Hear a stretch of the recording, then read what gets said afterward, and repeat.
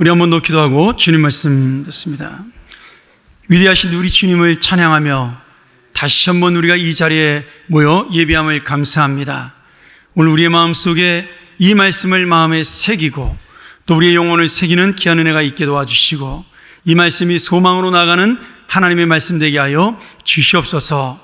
이 자리를 사모하지만 육신의 연약함으로 개인적인 사정으로 참여하지 못하는 안타까운 우리 귀한 주님의 자녀들을 주께서 기억하시며 저들이 이 거룩한 주의를 놓치지 않는 귀한 믿음도 함께하여 주시옵소서.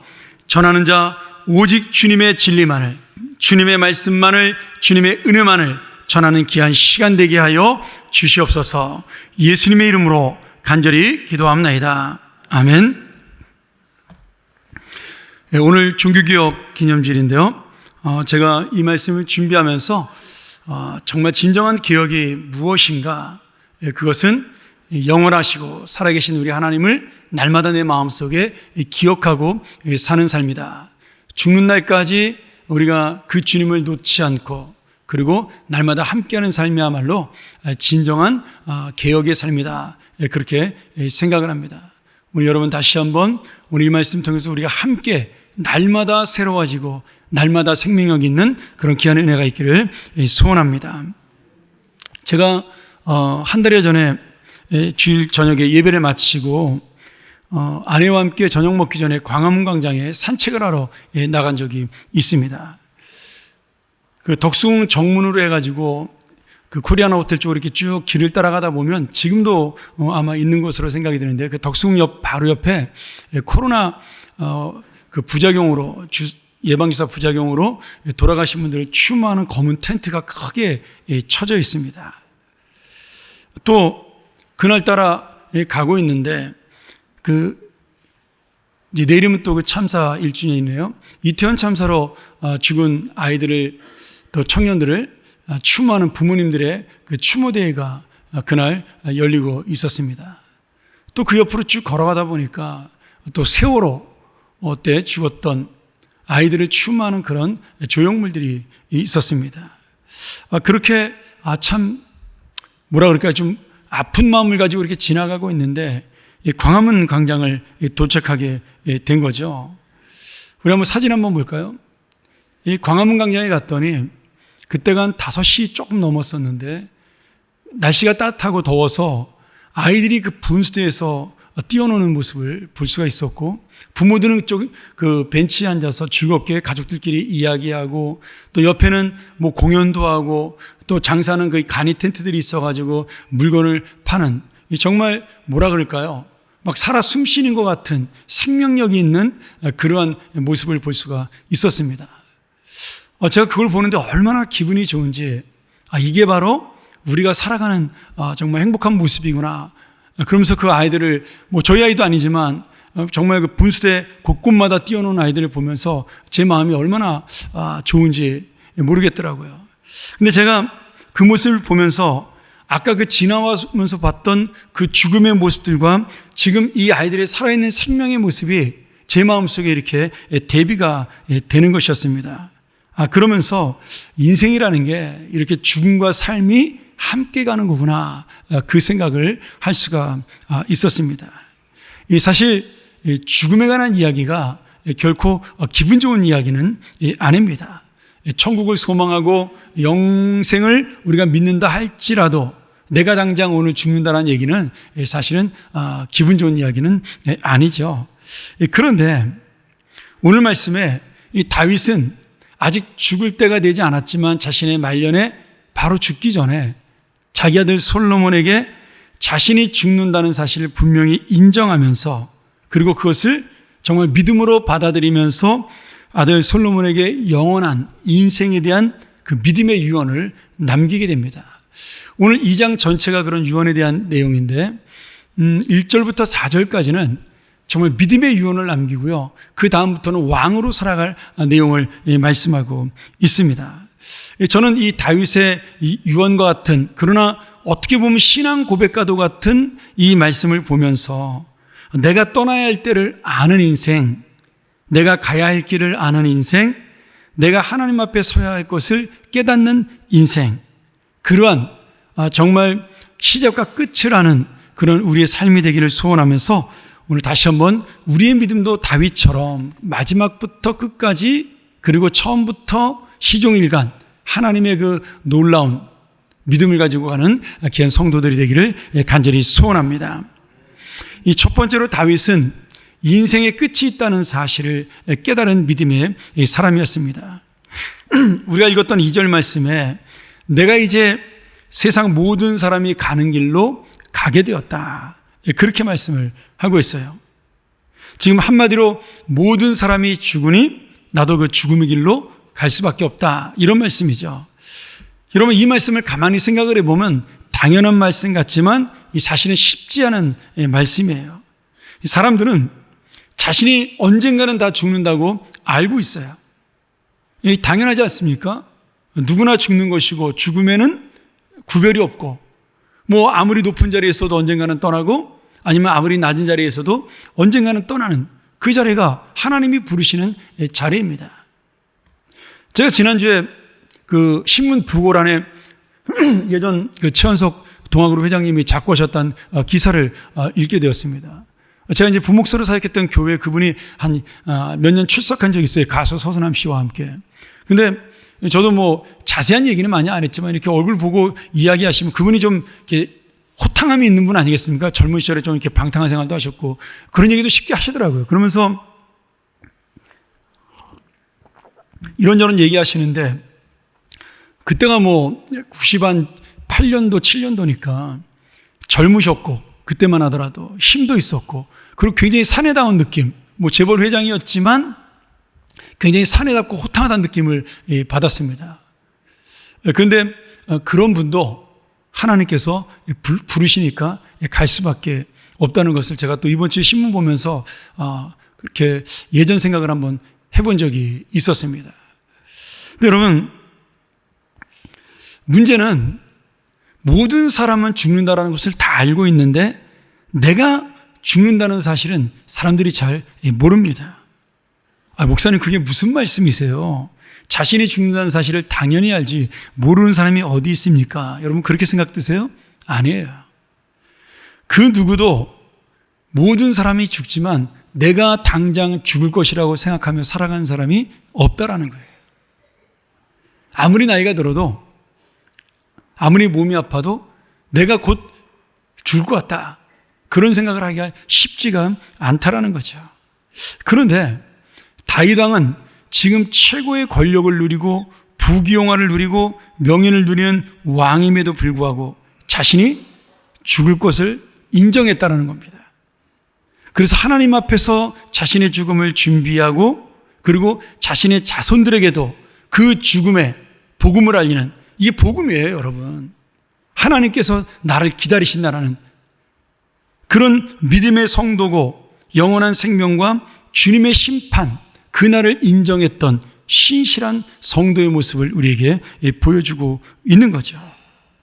우리는 거의 1년여간 다윗의 인생이 소년 다윗에서 청년 다윗으로, 장군 다윗으로, 그리고 쫓겨다니는 그러한 다윗으로 결국 왕이 된 이 장년의 모습으로 나아가는 그 순간순간을 시간상으로 배열하면서 함께 말씀을 나눴어요.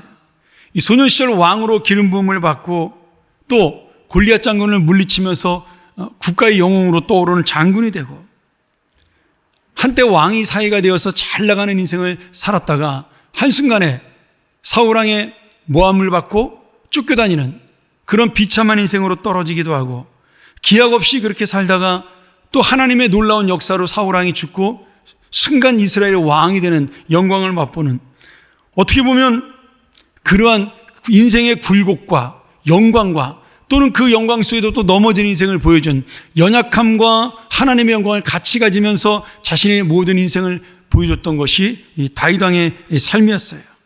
그런 수많은 인생의 여정 속에도 다윗의 나이는 어느덧 들어갔고 노년의 나이가 되었습니다. 그리고 자신이 입장했던 인생에서 이제는 퇴장할 때가 되었다라고 자기 아들에게 고백하고 있는 것이죠. 사실 성경의 이 역사적인 기록만 보면 우리가 순식간에 다윗의 인생을 읽어갈 수가 있지 않습니까? 근데 저는 그 순식간에 읽어가는 다윗의 인생, 30분만 시간 내도 충분히 읽을 만한 양이잖아요.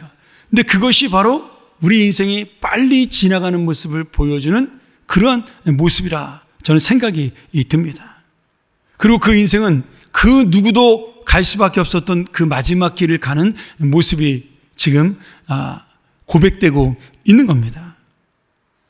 어떻게 보면 이 다윗의 그 인생만을 놓고 보면 그의 그 굴곡진 인생, 어떤 때는 영광으로, 어떤 때는 고난으로, 또 어떤 때는 회한으로 그렇게 바뀌어 나가는 인생을 바라보면서 어떻게 보면 마지막에 남긴 그 인생은 허무한 시간처럼 생각이 듭니다. 그렇게 살아왔는데 어느샌가 떠나고 보니까, 아니면 떠날 때가 되니까 아무것도 아닌 별거 아닌 인생이구나, 그런 생각이 들어요.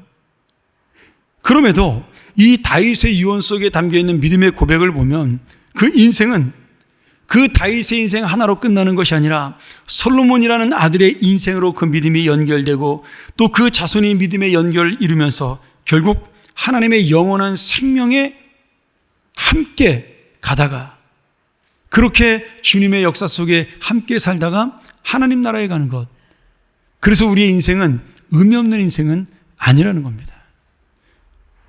오늘 우리의 인생은 오늘이나 내일 또는 끝나는 인생이 아니라 믿음으로 이어져 하나님의 영원에 함께 살아가고 있는 인생이에요. 여러분이 오늘도 하나님을 기억하고 하나님과 함께 동행하는 그러한 인생이라면 이미 우리는 영원한 삶을 누리고 있는 그러한 귀한 인생입니다. 그러기에 안타깝게도 이 영원한 생명을 모르는 자는 오늘 하루를 아무리 열심히 살아도 죽어가며 심판과 멸망을 기다리는 인생에 불과합니다. 그러나 오늘 아무것도 아닌 우리지만 내가 하나님의 그 은혜를 알고 그 하나님과 동행하며 영원한 소망 가운데 주님을 기억하며 살아가는 인생이라면 이미 우리는 영원한 생명의 삶을 살아가는 복받은 하나님의 사람이 되는 것이죠. 오늘 이런 모든 정말 하루가 허무한 인생, 내일이 아쉬운 인생이 아니라 내일을 더 기대하고 내일을 더 소망하고, 그리고 마지막 그날을 우리가 믿음으로 기다리는 영혼 속에 살아가는 우리 모든 믿음의 인생이 되기를 간절히 축원합니다. 두 번째로, 이 다윗은 마지막까지 하나님과 동행했던 믿음의 사람이었어요. 열왕기상 2장 3절과 4절 우리가 읽었지만 그 말씀에 보면 여러분이 잘 아는 신명기 6장의 말씀이 그대로 나옵니다. 내 하나님 여호와의 명령을 지켜 그 길로 행하여 그 법률과 계명과 율례와 준거를 모세 율법에 기록된 대로 지키라. 그러면 내가 무엇을 하든지 어디로 가든지 형통할지라.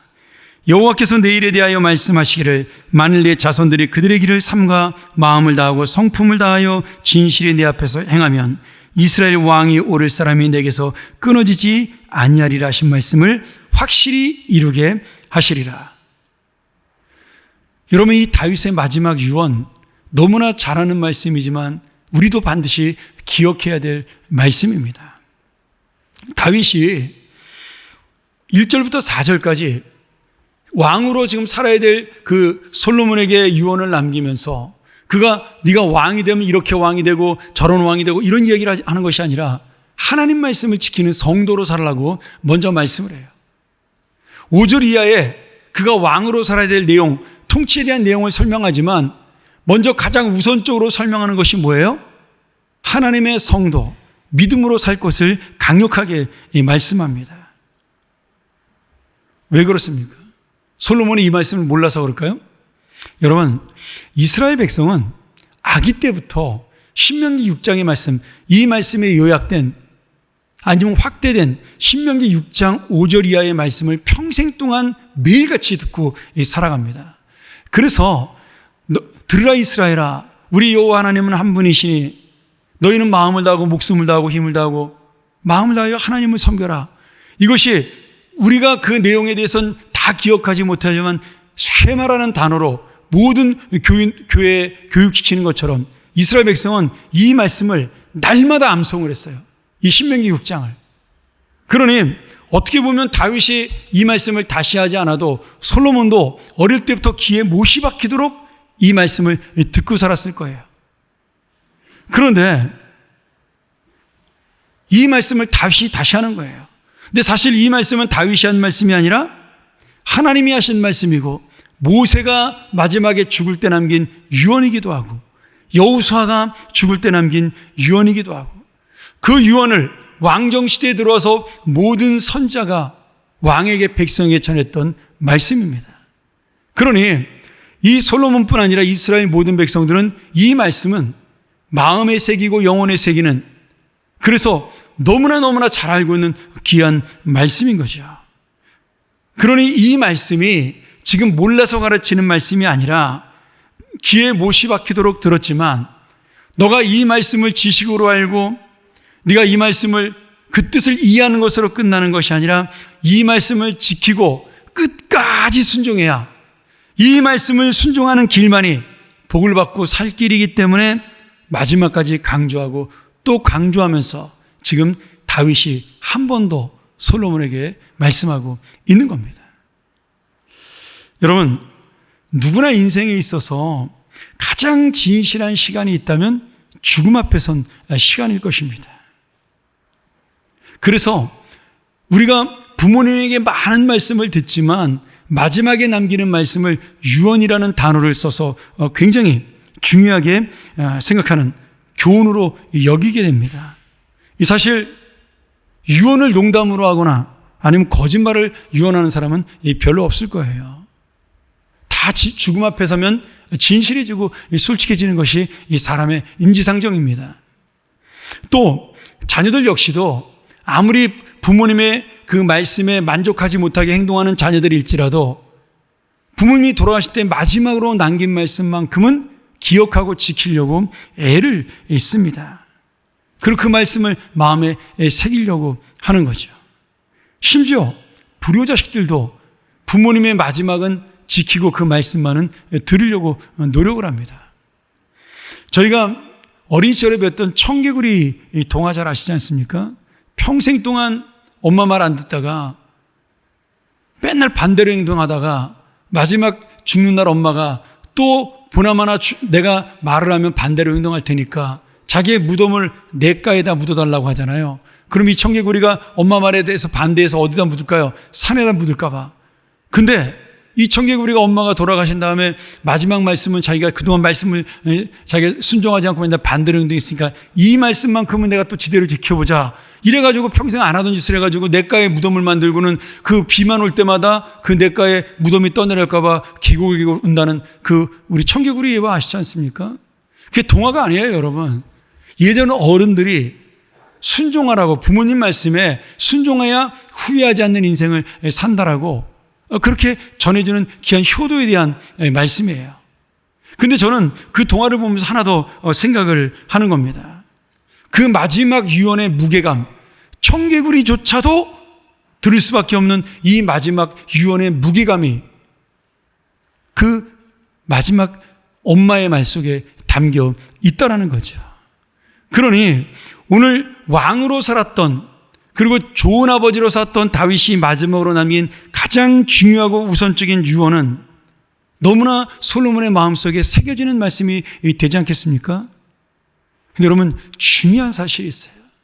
다윗이 자기 아들을 앞에 놓고 이제 곧 이스라엘의 왕을 물려받을 그러한 아들인데 그에게 너 위대한 왕이 되어라 이렇게 말씀하지 않았어요. 너 능력 있고 힘세는 왕이 되어라. 이 나라를 강대국으로 만드는 왕이 되어라. 부귀영화를 누리는 영광의 왕이 되어라. 그런 말씀하지 않았어요. 다윗의 가장 중요한 유언은 오직 하나님의 말씀 앞에 선 진실한 성도가 되어라. 하나님과 함께하는 믿음의 사람이 되어라. 하나님 말씀에 순종하는 그러한 신실한 성도가 되어라. 이것이 바로 다윗의 마지막 유언이었습니다. 왜 왕위를 이을 솔로몬에게 왕으로서의 삶을 부탁하지 않고 성도로서의 믿음을 부탁했을까요? 이것이 바로 하나님이 주시는 복을 받는 길이요 영혼으로 사는 생명의 길이기 때문에 다윗은 이 유언을 남긴 거예요. 앞에 있는 이 말씀만 지키면, 하나님 말씀대로 살려는 이 말씀만 지키면 솔로몬은요 저절로 좋은 왕이 되는 겁니다. 우리가 여러분 아이들에게 구체적으로 뭐 이렇게 살아라 저렇게 살아라 말할 필요 없어요. 예수 잘 믿어라, 예수만 잘 믿으면 된다. 여러분 이 한마디만 가르치면요 예수 잘 믿는 아들은 다 잘 살 수밖에 없습니다. 부모에게 효도하는 아들 되고요, 그리고 진실하게 사는 딸이 되고요, 하나님 앞에 정말 믿음으로 인정받고 사는 자녀로 자랄 것입니다. 안타깝게도 다윗의 아들 이 솔로몬 왕은 이 유언을 듣고도 그때는 잠깐 깨닫는 것처럼 보였지만 잊어버리지 않습니까? 그리고 그도 말년에 나이 다 먹고 은퇴할 때가 되어서야 잠언을 쓰면서 전도서를 쓰면서 아버지가 하신 말씀을 기억하는 겁니다. 모든 것이 헛되고 헛되니 헛되도다. 왕의 자리도 헛되고 영광의 자리도 헛되고 명예와 부귀도 헛되고 건강도 지식도 다 헛되고 마지막에 뭐만 남는다고요? 영생의 믿음만 남는다고. 사랑하는 여러분, 많은 사람이 죽을 걸 알아요. 그런데 나는 영원히 살 것처럼 착각하고 살아갑니다. 설마 내가 오늘 죽겠나 그런 생각으로 살아가요. 저는 장례를 자주 치르지 않습니까? 저희 교회가. 근데 제가 가만히 생각해 보니까 제가 29살의 목사가 돼가지고 지금 우리 제가 이제 만으로 이제 우리나라 나이 이제 59이 됐죠. 이제 바뀐 나이로 이제 내년에 60인데 감사합니다. 이렇게 나이를 바꿔서 제가 60이 안 넘어가게 해줘가지고 거의 30년 동안 제가 목회를 하면서 장례를 한 300번 가까이 치른 것 같아요. 제가 장례 인도를 좀 잘하지 않습니까? 그래서 근데 저도 50대 중반까지요 그 장례를 치르면서 이 장례가 나도 저렇게 되겠다는 생각을 거의 해보질 못했습니다. 근데 요즘은 장례를 치르러 가면 지금은 다 연세가 다 장수하시는 분들이라서 제가 요 한 근래 2년 동안 치른 장례가 한 10번 가까이 넘는데 한 번도 80 이하를 제가 장례를 치러본 적이 없어요. 그런데도 제가 장례를 치르는 날 가서 이렇게 입관 예배를 드리거나 아니면 발인 예배를 드리고 장지까지 가다 보면 야, 이거 내 인생도 20년밖에 남지 않았구나. 그런 생각 진짜 많이 합니다. 얼마 남지 않았구나. 저 영정사진 내 거로 잘 바꿔야 되는데 나도 미리 한번 좋은 사진 찍어놔야 되겠다. 제가 그런 생각을 정말 지금은 장례를 치를 때마다 그 생각을 합니다. 여러분, 금방 옵니다. 진짜 빨리 옵니다. 그래서 후회 없는 삶을 산다는 것이 굉장히 어렵습니다. 이 세상에 물질과 권력과 명예를 잡은 사람들은요, 잘 몰라요, 이거를. 이게 영원할 것처럼 생각을 합니다. 그런데 다윗은 그 모든 걸 갖췄음에도 불구하고 아무 의미가 없다는 것을, 여기에 하나님이라는 분이 동행하지 않으면 아무것도 아니라는 사실을 다윗은 깨달은 거예요. 우리가 얼마 남지 않은 인생에도 아등바등 움켜쥐며 살아가고 또 내 자존심 하나 양보하지 못하고 그냥 미워하고 싫어하고 콧대 세우고 살아갑니다. 참 얼마나 답답한 인생이에요. 어떻게든지 세상을 내 마음대로 한번 해보려고 애를 쓰고 더 심한 사람은 남의 눈에 피눈물을 흘려가면서 잘 살아보려고 그렇게 애를 씁니다. 그렇게 욕심부리고 금방 썩어 없어질 것을 붙잡고 살다가 하나님의 심판이 곧 다가오는데 깨닫지 못하는 거죠. 오늘 여러분, 우리 인생은 어떤가요? 다윗처럼 내가 인생을 정리하고 준비할 수 있는 그런 삶으로 나갈 수가 있습니까? 우리 2부 예배는 연세 드신 분들이 많이 참석을 하시니까 다시 한번 내가 무엇을 정리해서 우리 자녀들에게 이러이러한 말들을 할 수 있을 것인가 한번 생각하는 귀한 시간 됐으면 좋겠습니다. 어린 시절에 저한테 이런 경험이 있어요. 제가 초등학교 시절에 지금도 굉장히 좋아하는데 계란 후라이를 굉장히 좋아했습니다. 뭐 계란이 비싸지도 않은 음식이었지만 그 당시에는 저희 집이 좀 가난했기 때문에 마음 놓고 사 먹을 수 있는 건 또 아니었어요. 그때는 왜 계란을 이렇게 집에다가 이렇게 해가지고 하나씩 껴서 팔지 않았습니까? 저희 어머니가 그때 누나들이랑 같이 살 때는 어머니 사업하시고 이제 오실 때마다 제가 계란을 좋아하니까 그 계란을 사다가 이렇게 벽에다 걸어놓고 가셨어요. 그 몇 개인지는 기억이 잘 안 나네요. 그게 뭐 10개인지 뭐 8개인지 7개인지는 하여튼 10개 가까이 됐던 것 같아요. 그러면 초등학교 때 저 혼자 이제 학교 끝나고 집에 가면 그 계란을 후라이를 제가 이렇게 해가지고 거기다 마가니 섞어가지고 간장에 밥을 비벼 먹었던 그런 기억이 나는데 제가 이 계란을 좋아하니까 욕심이 생긴 거예요. 어느 날 집에 학교 갔다 왔는데 계란이 딱 2개만 남은 겁니다. 그래서 하나는 얼른 제가 후라이에서 저녁을 먹고 누나들이 오기 전에 그 하나를 부뚜막 구석에 있던 양은님에다 몰래 감춰놨어요. 없는 것처럼, 다 떨어진 것처럼. 뭐 누나들은 모르는 거죠.